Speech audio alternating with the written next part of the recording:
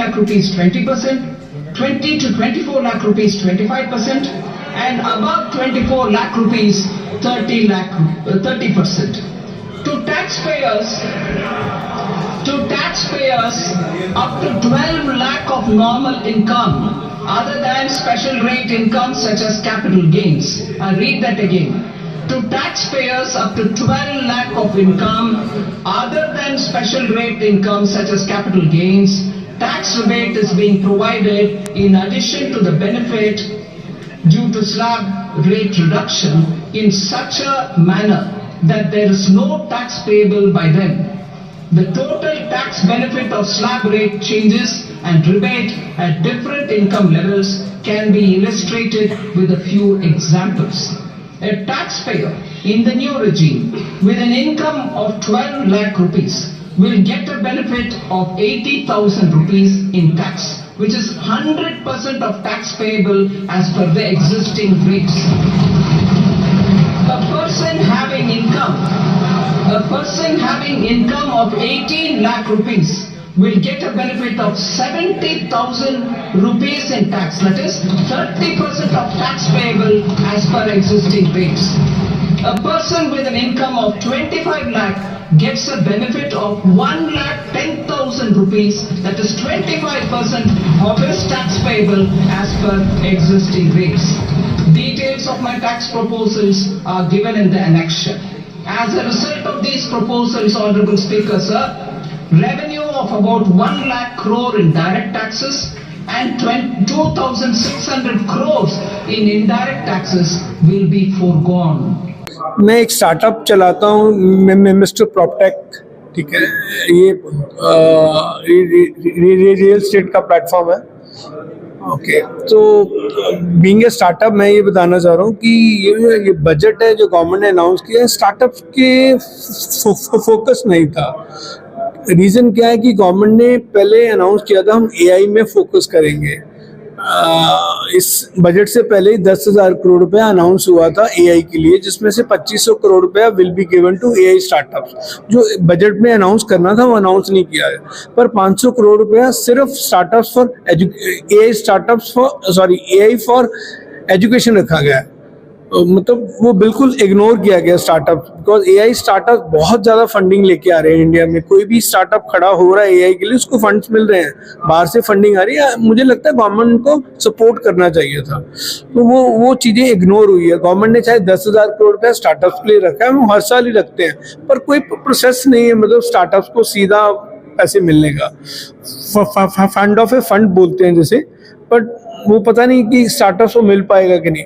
और सबसे बड़ी जो चीज़ इग्नोर हुई है ना, गवर्नमेंट ने चाइना को फोकस नहीं किया। अभी चाइना ने अनाउंस किया था कि हम 100 सिलिकॉन वैली बनाएंगे। यूएस के पास एक सिलिकॉन वैली है, China will set up 100 silicon valleys. At least government को 15-20 स्टार्टअप सिटीज खड़ी करनी चाहिए थी। अब 85% स्टार्टअप जो खड़े हो रहे हैं वो सिर्फ दिल्ली और बैंगलोर से हो रहे हैं, तो other cities are being ignored. तो गवर्नमेंट को डिसेंट्रलाइज करना चाहिए था स्टार्टअप्स को, बिकॉज फ्यूचर जो इकोनॉमी है अगले 10 साल में स्टार्टअप रन करेंगे। पता नहीं स्टार्टअप्स को इग्नोर क्यों किया गया। अभी बंसलू जी, एसोचैम पंजाब काउंसिल का चेयरमैन और सरस्वती एग्रोकेमिकल्स का डायरेक्टर। जो बजट है बताएंगे आप लोग खुश हैं या नहीं? नहीं, बहुत अच्छा बजट था जी। 12 लाख से ऊपर 12 लाख तक जीरो टैक्स का जो इन्होंने अनाउंसमेंट कराया है, वो मिडिल क्लास फैमिलीज हमारे पूरे देश की काफ़ी आज खुश होंगी। एंड जो स्लैब्स में भी इम्प्रूवमेंट आया है, आप देखोगे 4 लाख से ऊपर 5% का आ गया, तो वो भी बहुत एक अच्छा रिलीफ है। तो ये बजट जो मैं कहूँगा कि कॉमन मैन जो हमारे मिडिल क्लास फैमिलीज के हैं उनके लिए बहुत ही अच्छा बजट है। ये तो नंबर बहुत बड़ा हो जाएगा जी, क्योंकि आप देखोगे 12 लाख मतलब महीने की 1 लाख रुपए की इनकम में काफ़ी लोग आते होंगे। मेजॉरिटी आई वुड से जो मेजॉरिटी है कंट्री की, मेरे पास फिगर नहीं है। पर्सनल इनकम कितनी है मेरी? कितने लोग 1 लाख से सैलरी है? मेरे कंपनी में 1 लाख 12 लाख की जो कैटेगरी में फॉल करते होंगे, जो जिनकी नीचे भी होगी 1 लाख से और 1 लाख तक भी होगी, कम से कम 300-400 लोग होंगे। तो आपकी कंपनी, मेरी कंपनी में तो 1 लाख से से कम है जी, तो तभी उनका बेनिफिट होएगा ना। 1 लाख तक पर महीने की अगर सैलरी होएगी तभी उनको ये बेनिफिट मिलेगा जी। देखो जी, आप देखोगे तो उन्होंने काफ़ी इंफ्रास्ट्रक्चरल ग्रोथ की बात करी है, काफ़ी इकोनॉमिक ग्रोथ की बात करी है, हम नए एयरपोर्ट्स बनाने की बात कर रहे हैं, टूरिज्म की बात कर रहे हैं, हम मेडिकल इंस्टीट्यूट्स और एजुकेशनल इंस्टीट्यूट्स की बात कर रहे हैं। तो जब ये इंफ्रास्ट्रक्चर प्रोजेक्ट्स होंगे तो आपको naturally man power, not just in terms of labour, आपको मैन पावर लगेगी काफ़ी इसे प्लानिंग और एग्जीक्यूशन के अंदर। तो उसके अंदर आप देखोगे कि एम्प्लॉयमेंट जनरेशन काफ़ी ज़्यादा होएगी। तो जो आप मिडिल क्लास से नीचे की बात कर रहे हैं उनको वहाँ पर काफ़ी बढ़ावा मिलेगा। तो इंडस्ट्रियल आपका जो इन्फ्लेशन के ऊपर डिपेंड करता है, आपकी इन्फ्लेशन कितनी जाती है, आपकी जीडीपी ग्रोथ कितनी होती है। आपकी अगर इन्फ्लेशन बीट करनी है तो आपको जो हाइक मिलता है उसका डिफरेंस ही आपको बेनिफिट देता है। नहीं जी, एजुकेशन पे भी काफ़ी उन्होंने जोर दिया है। आप देखोगे 50 IITs को एक्सपैंड करने की बात कर रहे हैं, मेडिकल इंस्टीट्यूट्स को और एक्सपैंड करने की बात कर रहे हैं, 1.5 लाख कुछ मेडिकल सीट्स डालने की और बात कर रहे हैं। तो एजुकेशन पे तो बहुत स्ट्रॉन्ग पुश लिया है गवर्नमेंट ने। अगर छोटे छोटे स्टेप्स लेंगे तभी वहाँ पहुँचेंगे। आज 50,000 आप कह रहे हो या 60,000, आज बात करी है कुछ 1.5 लाख से ऊपर के एडिशनल सीट्स डालने की, तो धीरे धीरे करेंगे, एकदम से तो हो नहीं सकता। डिस्ट्रिक्ट में हम पहले मेडिकल फैसिलिटीज़ डालें, जब डिस्ट्रिक्ट में मेडिकल फैसिलिटीज़ आएंगी तो इंस्टीट्यूट्स भी आ जाएंगे। मेरे को नहीं लगता कि आपको हर एक डिस्ट्रिक्ट में मेडिकल कॉलेज डालने की ज़रूरत है, बट अच्छे से मेडिकल कॉलेजेस हों हर एक शहर में एटलीस्ट, तो अच्छा होगा। हमारे एसोचैम के जी काफ़ी रहते हैं और सेक्टर वाइज, रीजन वाइज काफ़ी डिफरेंट बजट्स रहते हैं, उनकी काफ़ी डिफरेंट रिकमेंडेशन रहती हैं। तो कहीं कहीं उन्होंने कोऑपरेट करे हैं हमारे, कहीं कहीं नहीं करे हैं। तो अच्छा है, रिस्पांस तो अच्छा है। Atul Gupta, senior finance professional, Chandigarh. तो ये जो आज बजट आया तो आपको लगता है इसमें क्या खास आया है कॉमन मैन के लिए या फिर एंटरप्राइजेस के लिए? देखिए मैडम, ये जो बजट है, ये बजट कॉमन मैन के लिए भी है और एंटरप्राइजेस के लिए भी है। इस बार गवर्नमेंट ऑफ इंडिया ने दोनों का बड़ा ध्यान रखा है। हर बार एक्सपेक्टेशन रहती थी कि भाई मिडिल क्लास के लिए कुछ नहीं सोचा जाता, इस बार उन्होंने एक बार में ही काफ़ी अच्छा कर दिया है। जिन लोगों का सैलरी केवल 12 लाख है या 12 लाख तक है, उनको सेक्शन 87A जो इन्होंने 2 साल पहले इंट्रोड्यूस किया था, उसके अंदर अभी 0 टैक्स लगेगा। ये बहुत वेलकम स्टेप है, क्योंकि नॉर्मली मिडिल क्लास की सैलरी इसी रेंज तक आती है। इसके अलावा जिनका सैलरी ज़्यादा है, अपर मिडिल क्लास में जो आते हैं, उनको भी टैक्सेशन के अंदर जो नए स्लैब्स बनाए गए हैं उसमें भी लगभग आप समझ लीजिए कि जैसे उन्होंने बताया कि 30 से 40% तक का टैक्स में रिबेट मिलेगा, बेनिफिट हो जाएगा। रिबेट मतलब बेनिफिट हो जाएगा, जो पहले टैक्स दे रहे थे उससे 30% लेस टैक्स अब उनको देना पड़ेगा। So it is a very welcome step for them. साथ में जो TDS और TCS की इन्होंने अनाउंसमेंट करी है कि उसकी भी इन्होंने थ्रेशोल्ड लिमिट 2.4 लाख से बढ़ा के 6 लाख करी है।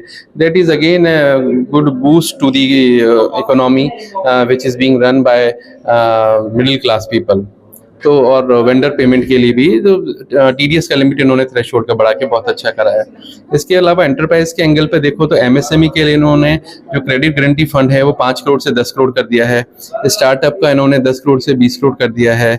वीमेन एम्पावरमेंट के लिए 2 करोड़ के term loan, concessional term loan के अलग से इन्होंने अनाउंसमेंट किया है। तो ओवरऑल देखा जाए, अच्छा लार्ज कॉर्पोरेट के लिए देखो तो उन्होंने इंडिया इंफ्रास्ट्रक्चर प्रोजेक्ट फंड बनाने का एक अनाउंसमेंट करा है। Alternative investment fund AIF-1 AIF-2 के अंदर जो CAT-1 CAT-2 के जो ऑल्टरनेटिव इन्वेस्टमेंट फंड होते हैं उसमें 90,000 करोड़ की इन्होंने अनाउंसमेंट करी है। तो मैं समझता हूँ कि ना केवल किसी पर्टिकुलर स्ट्रेटा के लिए, बल्कि lower income, middle income, higher income, enterprise भी, MSME, micro and mid corporate and large corporate, for all this budget is a very fruitful budget. अगर बात करें जॉब्स के लिए, बात नहीं की, एजुकेशन के लिए कुछ खास बात नहीं की। मैं बताता हूँ मैडम, इन्होंने जॉब के लिए भी बात करी है, इन्होंने लेबर इंटेंसिव इंडस्ट्री की बात करी है। इन्होंने कहा है कि हम कैपेक्स इम्प्रूव करेंगे मोस्टली बिहार में, क्योंकि बिहार के अंदर सबसे ज़्यादा लेबर शॉर्टेज होती है। वहाँ का आदमी बड़ा मेहनती होता है और ज़मीन भी उपजाऊ है नहीं है, बट एक्चुअली देखिए सब जगह का अपना अपना अलग इकोनॉमी स्टाइल है। जैसे पंजाब में एग्री बेस है और कैपिटलिस्टिक इकोनॉमी है, उस तरफ ज़्यादातर जॉब क्रॉप बेस्ड इकोनॉमी है, वहाँ कैपिटल इन्वेस्टमेंट काफ़ी कम हुआ था। तो बिहार में इन्होंने मखाना बोर्ड का इन्होंने अनाउंसमेंट कराया है, तो मखाना बोर्ड से वहाँ की एग्री इकोनॉमी में इंप्रूवमेंट होगा, because makhana is a value added crop, उसमें ज़्यादा पैसा भी मिलता है, तो उससे उस स्टेट की इकोनॉमी पे भी फर्क पड़ेगा। और जहाँ तक कहें हेल्थ केयर के लिए, तो उन्होंने बताया कि हम जो मेडिकल में सीट्स हैं वो भी 10,000 से बढ़ा के 10,000 पर ईयर बढ़ाएंगे और 75,000 सीट्स बढ़ाएंगे। तो इससे मोर डॉक्टर विल बी एडेड, ज़्यादा से ज़्यादा डॉक्टर आएंगे फील्ड के अंदर। और IITs में भी इन्होंने बोला है कि हम IIT के 6,000 नई सीटें ये लोग IIT में बढ़ाने जा रहे हैं। तो मैं समझता हूँ हेल्थ केयर और एजुकेशन में इन्होंने बोला है, ठीक है थोड़ा और रिक्वायरमेंट थी, तो हो सकता है साइमल्टेनियसली उसके भी कोई नोटिफिकेशंस आए, but overall it's a good budget है फॉर मी।